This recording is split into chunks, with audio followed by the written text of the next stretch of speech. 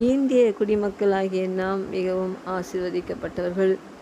நம்முடைய இந்திய தேசம் வேதத்திலே இடம்பெற்றிருக்கிறது.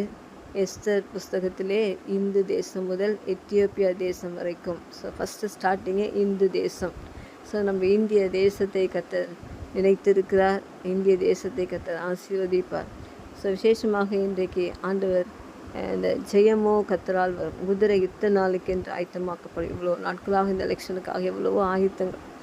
ஆனால் ஜெயமோ கர்த்தரால் வரும். ஏனென்று சொன்னால் தேசம் கர்த்தருடையது, தேசத்தின் குடிகள் கர்த்தருடையவர்கள், பூமியில் உள்ள எல்லாம் என்னுடையவர்கள் என்று ஆண்டவர் சொல்லியிருக்கார். அப்படினாலே தேசத்தில் நன்மையானதை தரக்கூடியவர்.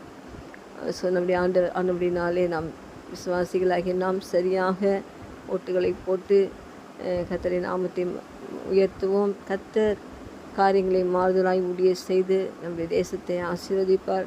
நம்முடைய தேசத்தை நன்மையினால் நிரப்புவார். எல்லாரும் ஓட்டு போடுங்க.